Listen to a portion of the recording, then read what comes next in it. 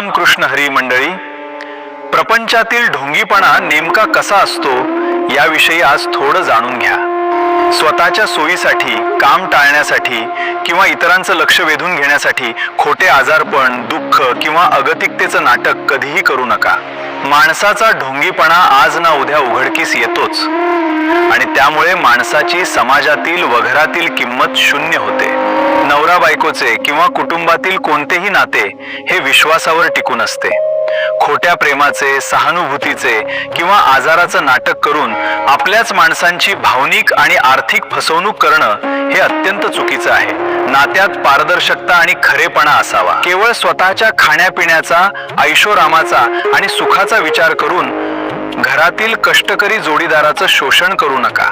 माझ्या पोटात अन्नाचा कण जात नाही असे सांगून प्रत्यक्षात भरपेट गोडधोड खाणे हे केवळ खोटेपणाचं नाही तर हावरटपणाचं लक्षण आहे। आळस हा माणसाचा सर्वात मोठा शत्रू आहे। कामचुकारपणा करून सुखाची अपेक्षा करणं म्हणजे स्वतःचीच फसवणूक करण्यासारखे आहे। जिभेचे चोचले आणि अनावश्यक चंगळवादी वृत्ती माणसाला स्वार्थी बनवते।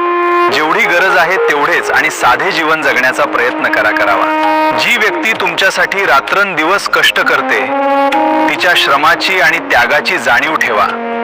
चांगल्या माणसाचा गैरफायदा घेऊन त्याला गाढव समजून राबवून घेणं आणि कृतज्ञपणे वागणं हे शेवटी तुम्हालाही मानसिक आणि आध्यात्मिक पतनाकडे घेऊन जाते।